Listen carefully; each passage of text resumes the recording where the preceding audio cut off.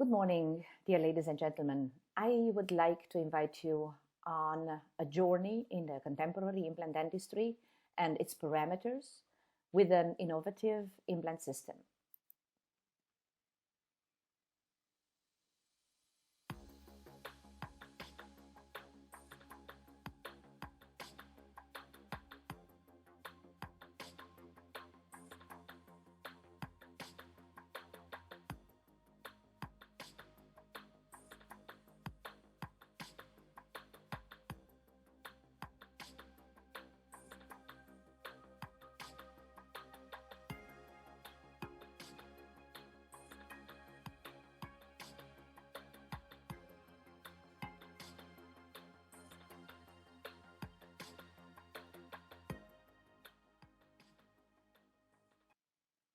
As you know, and as you feel, the time passes by, our patients have higher and higher expectations from us, implant dentists.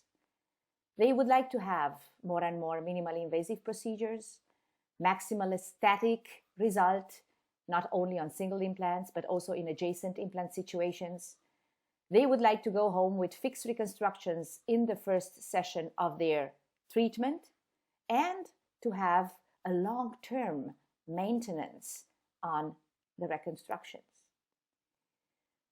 So in all the cases which we did in the last 25 years with modern implant designs in immediate placement, immediate loading procedures, we had a high success rate of the osseointegration. And this statistics is the same as you can find in other studies regarding immediate placement, immediate loading, full arch reconstructions on implants from Karl Mesch, Deborah Schwartz, De Guidi, Piattelli, and so on. That means that respecting certain parameters, coordinates, algorithms of implant placement, implant design, and prosthetic reconstructions, you have high success of the results. And this happens although we start with very compromised bony and soft tissue situations, and we reestablish this aesthetic and function with a long-term maintenance also on adjacent implant situations, having and achieving quite good aesthetic results. One of the examples of the freehand surgery in full arch reconstructions is this one, a case which was done maybe 10 years ago, in where the aesthetic design of the teeth was visualized in a Keynote software, and the provisional was made in advance and placed on the primary stable implants in the same session. Patients went home, and after the integration of the implants, the individual abutments were done with certain parameters and certain designs, which we will talk about later on. Long-term result is that using certain designs of the implants, we see a stable bony and soft tissue situation of this case on the long run. Now, the topic of the presentation today is to make a summary of these algorithms parameters, which we know, and we don't know everything, but to sum them up and to see which parameters are study-based, make our treatment predictable, increase the rate of predictability, and give us a long-term result in aesthetic and functional reconstructions. So those algorithms which we have based on studies, literature, and experience are concerning the planning, the implant design, the implant position, the bone grafting, the soft tissue dimensions, the surgical philosophy, surgical way of doing the incision and the flap design, the prosthetic design, and all this can be, of course, implemented in a digital workflow with its advantages and maybe disadvantages, and a long-term functional and maintenance, where we have also parameter for. So let's go through all these parameters, beginning with aesthetic planning until the final reconstructions. The moment a patient steps into our office, and we start the planning, we have to take into consideration the necessity of increasing the occlusal vertical dimension. This will give us the crown height space which we have to disposition in order to reestablish the crown of the restoration. And we can make this classification in FP1, FP2, FP3, depending on the crown height space. In a fixed prosthesis 1, the crown height space is between 8 and 12 millimeters.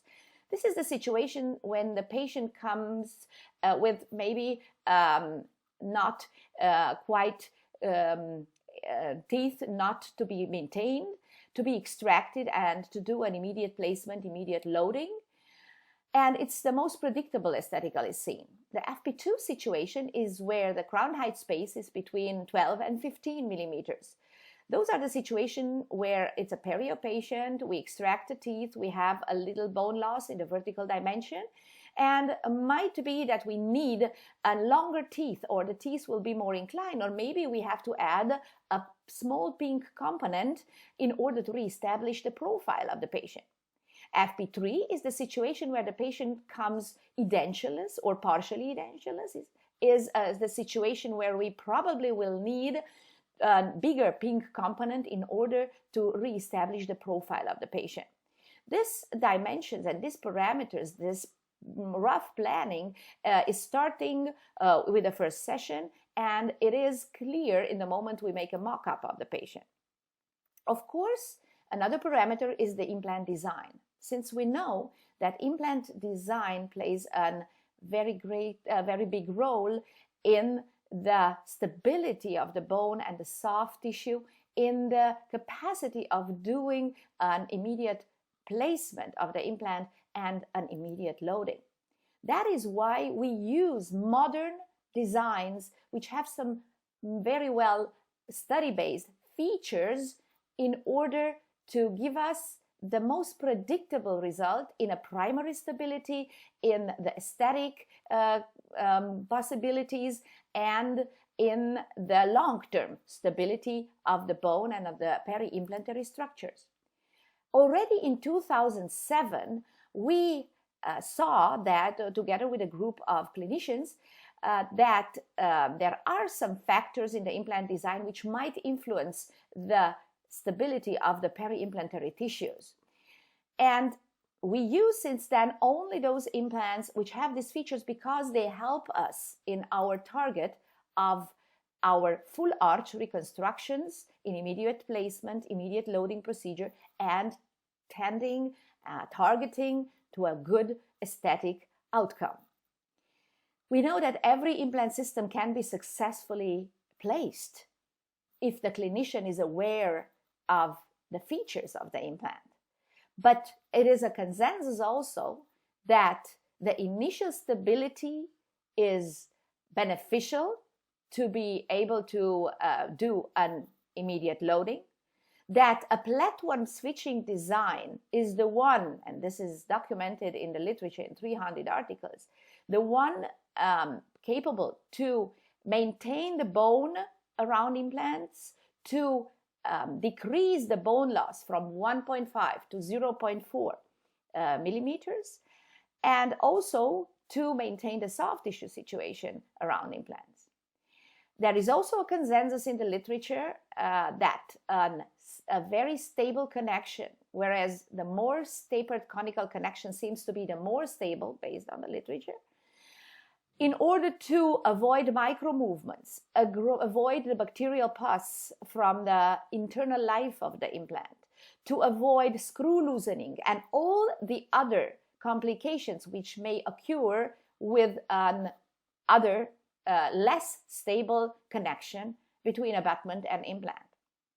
Last but not least, a concave emergence profile or a running room will give us an added value of the implant and of the abutment in maintaining the soft tissue color and the connective tissue quality around implant and abutment, and we will see it later on. So the implant design, which had a rough surface to the collar, is placed subcranially. crestally, 1 millimeter below the bone level, in order to allow the remodeling of the bone, which occurs already with a tooth extraction or the removal of the periosteum. A beveled collar will give the possibility the bone to smoothly grow distance-wise to that beveled collar. Most of the implants have a micro threading in the collar part, because biomechanically seen, and this we can read in the Contemporary Implant Dentistry of Carmich already, has less damaging effect on the cortical bone, which is less vascularized. So those forces, shear forces, which are transmitted to the bone are transformed in micro compression and traction forces, which are not damaging for the bone. The cortical bone needs to be protected from high forces in order to avoid resorption, which would occur when high forces will happen. Now, the body of the implant has a very aggressive thread design, which is meant to increase the ease of the insertion of the implant in the rest of the bone. Aggressive threads are okay for the spongious bone, and an additional thread and groove design will help the surface of the implant to be bigger, and also the osseointegration to be better in the spongious bone. We have 3 different designs along on the body of the implant, based on the study coming from orthopedics that shows that the hip screws, for example, are much more stable if they follow by the design the different densities of the bone. This is an application in our field.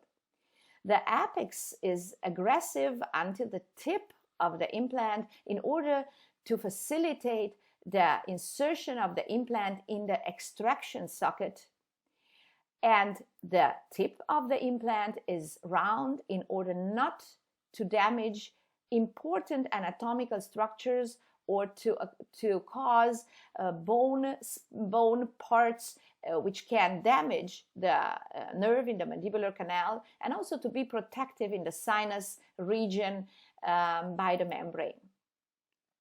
The collar of the implant has a cold weld seal. That means the Morse tapered conical connection, which we mentioned before, is the connection which this implant have, which avoids the micro movements. It's all based on literature. Avoids the micro movements, is like a cold seal coming from the aviation industry. The gap is smaller than a bacteria, and is not allowing, therefore, the pus from the internal life of the implant to get out in the mouth cavity, and the other way around. This connection is also avoiding the screw loosening. So we have statistically 0.37% screw loosening of the implant, and also the literature shows the highest stability in the bending forces and the shear forces on the implant. So practically between the abutment and implant there is no gap. Practically, microscopically, is no gap. Of course, we have an indexing hex. Prosthetic parts of the implant will have an hex for indexing. There are also parts which are not indexed for the rotational, anti-rotational stability of the parts. The surface of the implant is, of course, facilitating the osseointegration through a micro and nanostructure made by acid etching. And what is very important is the cleanness of the surface. Many implants have rests of metal rests on the surface, and one of the studies made in the University of Cologne showing the quantitative and qualitative element analysis of the implant surface on electronic microscope shows that this implant, that aesthetic line of C-Tech implant, has no inorganic or organic residues and high mechanical precision, which is very important, not only for the osseointegration, maybe it's not influencing the osseointegration generally, but those particles are for sure not to be consisted in the human body. Now, in one of the studies which we did on this implant design regarding the bone stability and aesthetic benefits, using not only the features of the implant, but some of the surgical and techniques and materials for grafting and for implant placement, we had very good results concerning the bone loss, which was a 0.5 millimeter in 90% of the cases. We had a very high success rate only with this implant system. We had a high pink aesthetic score, soft tissue thickness, which was more than 1 millimeter in 90% of the cases, and a width of the attached gingiva of more than 3 millimeters in almost 90% of the cases. As I said, not only using by this implant design, but also some other algorithms of bone and soft tissue dimensions and techniques of grafting, which are minimally invasive and are proven in the literature to increase the quality of the bone, the quality of the soft tissue, and the prosthetic design. So what about the implant position? Now, we know that the positioning of the implant is a key feature, a key proportion or algorithm to give us a certain predictability of the aesthetic of the implant or of the result. So we know that the distances between the implants has to be 3 millimeters, the distance to a neighbor's tooth 1.5 millimeters, that the depth of the insertion is 4 to 5 millimeters from the free gingival margin that we want to achieve, and also the 4 to 5 millimeters from the most buccal contour is important. And this anterior posterior distance is including a gap which has to be grafted and a certain thickness of the soft tissue. So studies are showing that if we respect this 4 to 5 millimeters in the positioning of the implant and we take care of the bone grafting or of the bone thickness around the implant and the soft tissue thickness, we can have a very good result also on the long run. On contrary, if these results, if these parameters are not respected, we might have an aesthetic compromise because the prosthetic solution will not forgive these discrepancies. Also, the implant axis in the extraction socket seems to play a role in the treatment outcome and also in the choice of the prosthetic parts used. Whereas years and years we thought that if we don't have the screw palatally in the prosthetic construction, we are not that good surgeons. We know today from the study of Joseph Kahn that 80% of the anatomical situations are allowing an axis of the implant where the screw is buccally. And only 1 to 2% of the situations, now class 3, are the ones where allow us a screw palatally in the frontal region. That means that either we take care of the quality of the soft tissue and a prosthetic design and the parameters of the abutment in a way that it allows us a cementation, a paragingival cementation of the crown, or we take care that we use prosthetic parts which allow us to move the screw palatally, like a tilted screw canal or a multi-unit abutment for single tooth in order to move the screw palatally.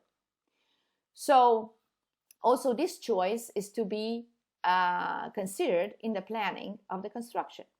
So, as I told you, if the parameters are not respected, we can have a static compromise of the tooth-by-tooth reconstruction. That is why digital planning of the implant and implant navigation or navigated implantology seems to offer us a better possibility, a more controlled placement of the implant with static parameters. And that is why digital implant dentistry is the present, not even the future. But let's go back to the normal parameters. Bone, the peri-implantary bone, which we need to have, is an important parameter also in immediate placement of the implant. Because we know also from Joseph Kahn that we tend to have and we need to have that 2 millimeters of bone around the implants. And this has to be grafted inside the socket or outside the socket. So inside the socket by immediate placement. But if we don't have that bone, then we have to open the flap and graft the bone to the 2 millimeters, which we tend to have. Now, in immediate placement and immediate loading, we have certain parameters of insertion. All implants has to be primary stable. And in order to load the implants in the immediate placement procedure, those implants has to have also other criteria mentioned by Tarnow, described by Tarnow in his article. The immediate occlusal loading conditions are, in the implants inserted in the immediate socket, are initial stability, 3/4 of the implant surface should be covered by bone, the gap should be grafted, the provisional should be splinted over all initial stable implants, and the occlusion should be in harmony, balanced occlusion. So all these are conditions which has to be respected for a successful immediate occlusal loading in immediately placed implants in full arch reconstructions. What about the soft tissue parameters? Now, we know that the soft tissue which has to be maintained around implants have to have different certain parameters. How much soft tissue do we need around implants for predictable, stable aesthetics? This is the question. We know that when after the tooth extraction, we have a different biological environment around implants, different behavior, because we don't have the vascularization from the periosteum. We have no periodontal space. We know that after the extraction, the bundled bone with the periodontal ligament investment loses its function and disappears after 2 to 4 weeks. We know that after 6 months, we have a horizontal bone loss which can go until 60% and a vertical bone loss until 20% if we don't graft the socket or we don't place immediately an implant. What else do we see in the literature is that there is a difference in the behavior in an immediate implant placed in the extraction socket, depending on the tissue biotype. If we have a thin biotype, we have a 1.8 millimeter marginal recession, whereas in a thick biotype, we see an average of 0.6 millimeter marginal recession after immediate implant placement. We see also after 1 year of function and immediately place implants in the extraction socket, a difference in the bone behavior. So we have only a 0.2 millimeter bone loss in a thick tissue biotype and 1.45 millimeter bone loss within the first year of function in the thin tissue biotype. That means that our surgery is tissue thickness oriented, and we have to have a certain, or to maintain or to achieve a certain soft tissue thickness in order to assure and to avoid the bone loss, and to assure a certain maintenance of the volume of the bone and of the volume of the soft tissue. So, and these parameters should be respected independent of the implant design. We see in the literature that if you have less than 2 millimeters of tissue thickness, horizontal soft tissue thickness, we lose 1.5 millimeter of bone, and if that collapse is more than 1 millimeter, we see those discolorations. So that means the conclusion is, if you have more than 3 millimeters soft tissue, horizontal tissue thickness, we don't have bone loss. It shows if we lose only 0.1 millimeter of bone. Linkavicius shows us that even if the implant design has a platform switching feature, we still lose bone if the tissue, peri-implantary tissue, is thin. What about the soft tissue height? Now, we talk also about the depth of the insertion. And the depth of the insertion, as you heard before, is 3 to 4 millimeters from the free gingival margin that you want to achieve. And this is actually the height of the tissue which we'd like to achieve, also in order to avoid collapse when the margin is slightly paragingival, slightly subgingivally, and also to assure the possibility of doing and of having a papilla between two adjacent implants. Now, this tissue height dimension was mentioned by Gargiulio already very long time ago, where he showed that after the uncovery of the implant, where the soft tissue was 4 millimeter height, had a 4 millimeter height, after the uncovery of the implant, a biological width will be built. This biological width will have also around 3 millimeters, and everything will be stay stable, because the height of the gingiva is 4. Now, on the right side, you can see a 2 millimeter tissue height. After the uncovery of the implant, a biological width will be built like a scar every time. And this biological width will have 3 millimeters based on the 3 parts, histological parts, which we know. And this biological width will be built on the cost of the bone loss, as you can see with a blue arrow. So already then it was clear that we need a certain height of the soft tissue in order not to lose the bone, to avoid a bone loss, but additionally to give us the volume necessary to build up a papilla between two adjacent implants, if it's necessary. Do we need keratinized gingiva? For the stability of the implant, not necessary, but the keratinized gingiva, and we can read it in the article of John Coyce, is needed around the implant to protect the implant against infection, against recession, to protect the implant against inflammatory procedures and processes, and it's giving us stability of the soft tissue situation. Now, we need that 3 and we have that 3 millimeter tissue, keratinized tissue, if the height of the tissue is there. If the height of the tissue, peri-implantary tissue, is 3 millimeters, this tissue will be keratinized. So as a consensus or as a thumb rule, we can say we need 3 times 3 millimeters around implants, 3 millimeter tissue thickness, 3 millimeter tissue height, and 3 to 4 millimeter attached versus keratinized gingiva around implants. Sometimes we have this situation, we have this nice tissue around implants, and everything that we need to do is a minimally invasive procedure without raising the flap, maintaining the tissue, and treating it accordingly.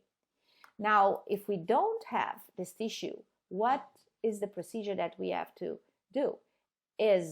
And this is the second take-home message, is to measure the tissue thickness in the moment of the first surgery. if this surgery is an immediate, is a placement of the implant, is the grafting, or is a simultaneous placement of the implant and grafting, we need to measure the tissue thickness, the soft tissue biotype, and to increase the soft tissue thickness in the moment of the first surgery. Now, how should we do that? Because in a single tooth reconstruction is easy to do an connective tissue graft, and we insert it in an envelope technique or a tunneling technique, a pinhole technique, minimally invasive, and increase the soft tissue thickness. Nevertheless, in full arch reconstructions will be more difficult. That is why we saw and we started to use matrices which are out there and in the market, and which are proven to increase the soft tissue quality and the soft tissue thickness around the implant. That is why, based on studies together with the University of Frankfurt, with Goethe University and Professor Ganati, we started to do a study on 25 cases using 5 different categories and techniques of soft tissue grafting by PRF, by 2 other matrices on the market, which are prone and are proven to increase the soft tissue quality. PRF, as we know, and we don't go into that histology, but we know that PRF is not a membrane, is not a barrier. PRF is prone to increase the healing potential and the soft tissue quality, is not used on the grafting material, it's used on below the soft tissue, and in the cases where we don't need any grafting. Whereas when we do an immediate placement, immediate loading, we use the matrices perforated by the rubber dam instrument, which will be placed on the provisional abutments. And we have cases where we use the membrane or the matrix and the PRF on the top of the matrix in order to see which is the soft tissue grafting amount of soft tissue gained after these kinds of procedures. And we measured with the histologies and measured the soft tissue thickness afterwards. So doing a perfect positioning and insertion of the implant in the extraction sockets, and having the need to graft the bone, we proceed in some situations and look at the position of the implant, the design of the implant. We place the implant accordingly and do the soft tissue grafting and the bone grafting in the same session by bone grafting material and matrix over the provisional abutments, and also perforating the PRF membranes on the top of those abutments. And doing those kind of cases in 25 full arch reconstructions, we saw in all these situations a better soft tissue quality than before. But we wanted to quantify and to see what kind of tissue we have there. Is that a connective tissue? Is that a stable tissue? Is that how are the membranes behaving regarding the foreign body reaction below the gingiva? And we had some conclusions regarding every category, which is submitted and will be published in the BMC Oral Health. So we realized that in categories with PRF, but also in the matrices grafted, with matrices grafted cases, and also in the cases with the matrix and PRF on the top of it, we had different increasement of the soft tissue quality and thickness. And this is meant to quantify and to make the soft tissue grafting more predictable around implants, which have a concave emergence profile and allows the maintenance, the increasing of the soft tissue and the maintenance of the soft tissue around it. Now, we tend to give the patient this fixed restoration in the same session. We tend to use implant designs which give us a good primary stability, and to do the grafting, as you saw before, in the same session, aiming to very good aesthetic results by very well-defined bone dimensions and parameters and soft tissue parameters. Now, making a summary of all this, and we try to define the parameters of peri-implant aesthetics and also the techniques to get to the perfect aesthetic result in less sessions with a simultaneous implant placement and grafting. Now, as we can see in this graphic, we have a surgery, an immediate placement, immediate loading, which is tissue thickness oriented or tissue thickness driven.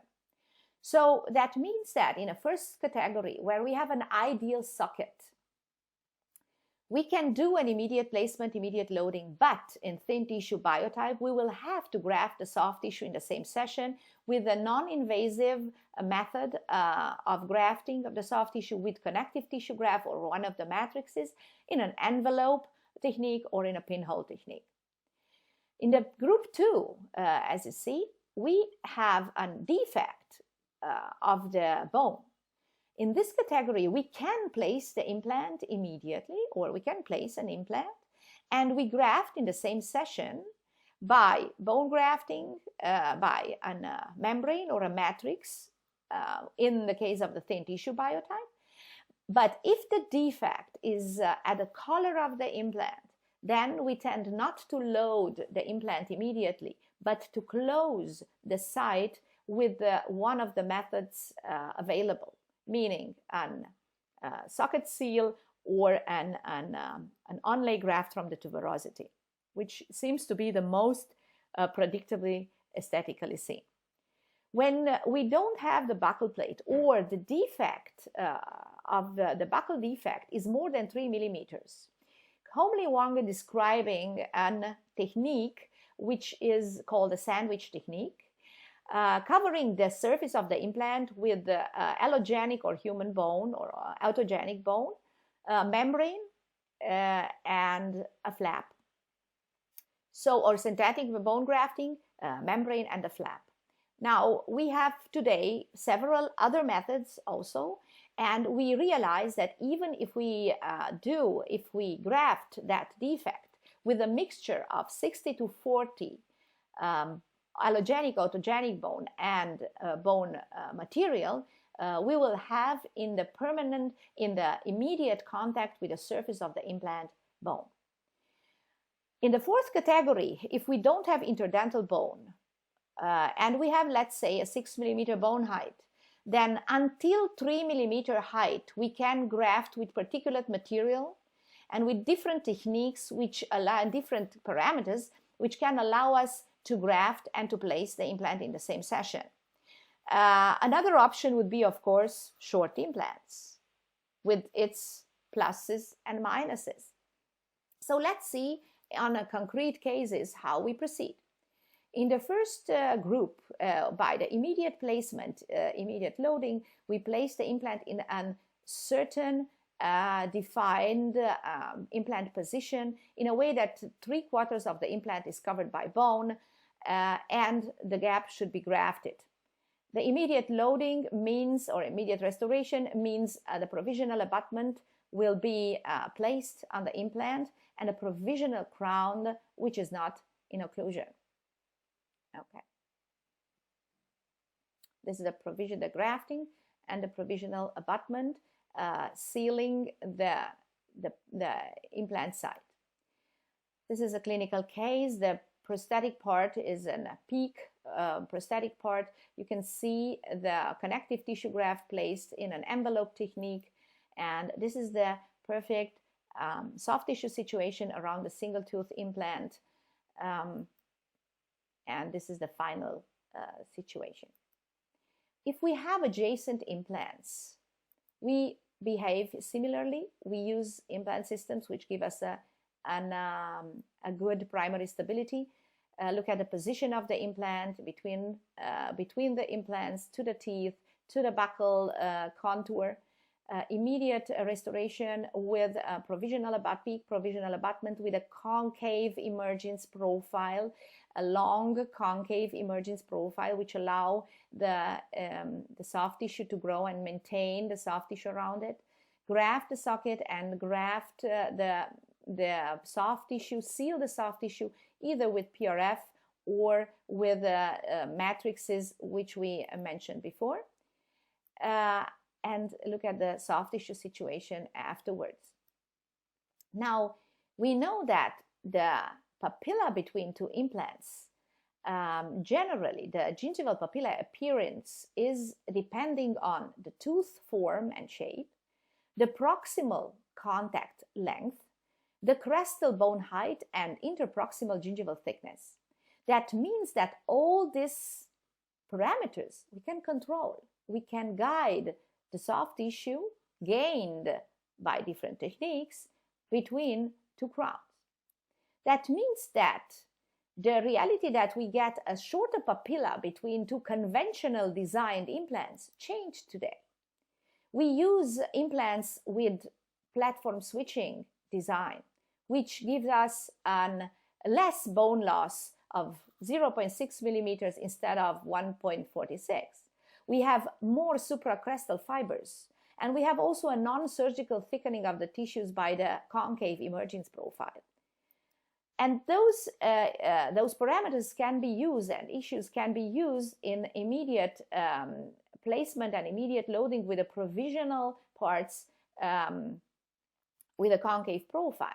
Whereas when we do the final abutments, we can design the papilla between two crowns, between two implants, by the design of the final prosthetic parts. The final prosthetic abutments has to have an S-shape concavity, or that means they are concave in the immediate neighborhood of the bone and slightly convex to the contact point. The contact point between the crowns should be physiological. That means 42 to 45% of the intercoronary space, like Tarnow defined it in the natural teeth. And this triangle between the implantary crowns should be narrow in order to facilitate the designing and to matching that papilla, that soft tissue, into that space to the contact point. That means we have a higher or longer papilla immediately between two implants, respectively between two implant crowns, than we would have had in a conservative design of the implant and a conservative design of the prosthetic parts. So that is why we use implant systems which have features which are facilitating the aesthetic outcome in adjacent implant situations.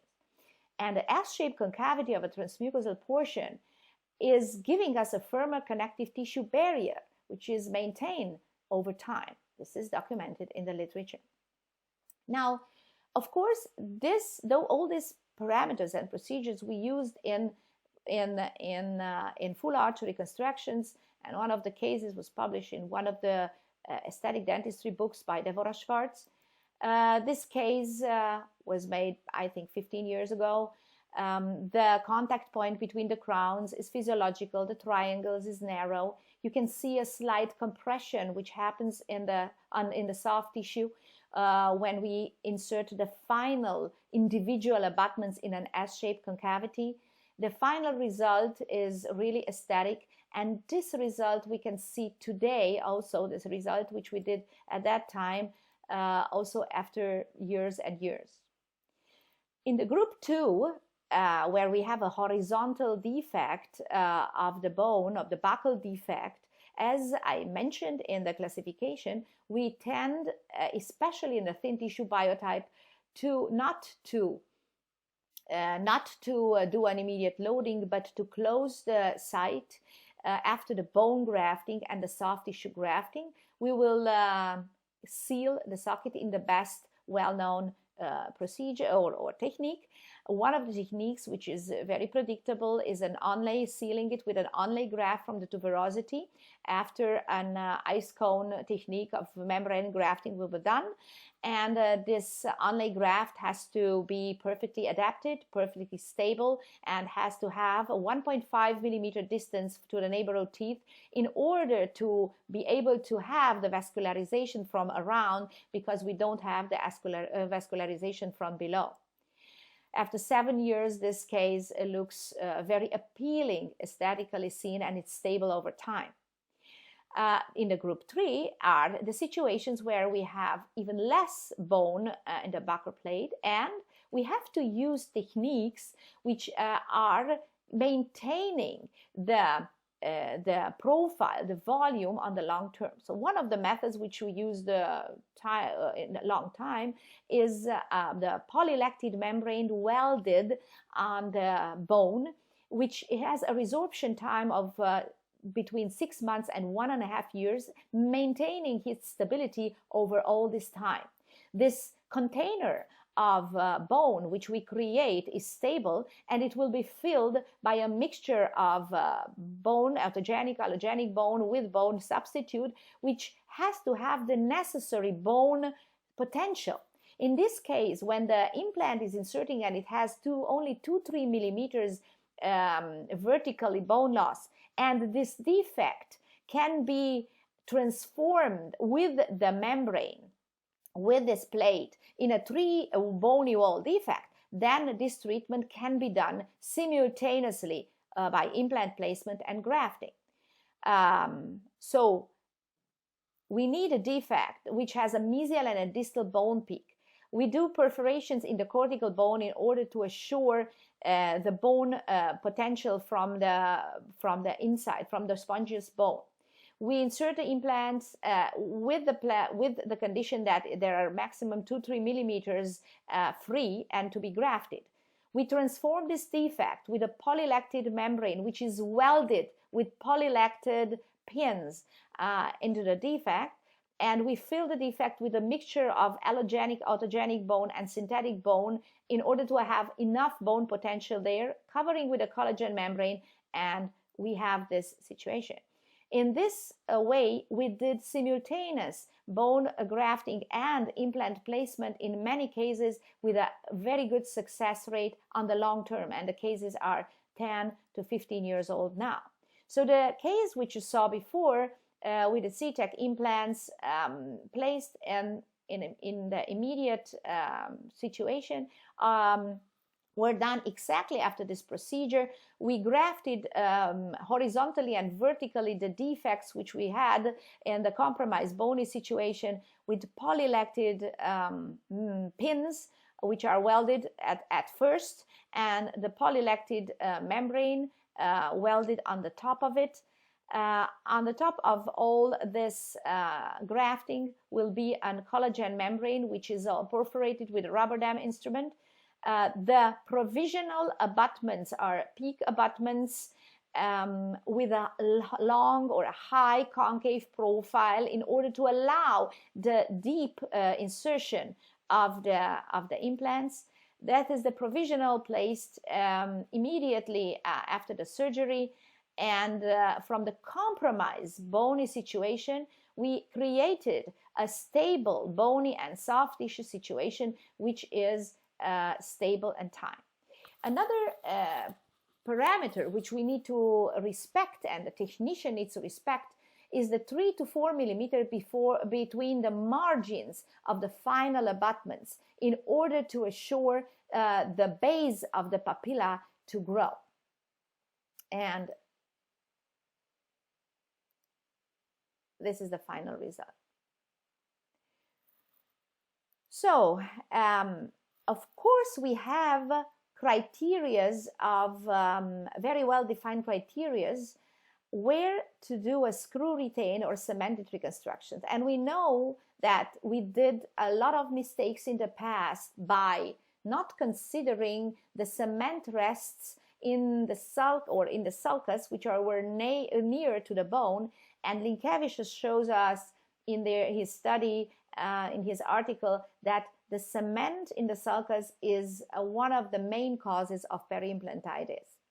That is why we have to choose our criteria. That means you saw the possibility and the the necessity of having a certain gingival height around implants.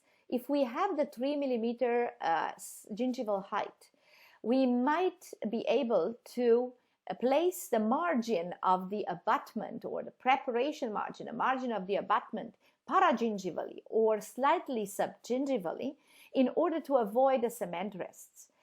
Otherwise, if the soft tissue is thin and it stays thin, it's the screw retained construction is mandatory. So those are the criteria where we make our choice, tending, of course, in any case, to a screw retained construction as a priority. Now, how can the technician place the margin of the abutment in the model paragingivally? Now, that is a question of experience, of sculpting the silicone in a way that the soft tissue displacement is minimum and the margin of the implant crown is symmetrical to the natural margin.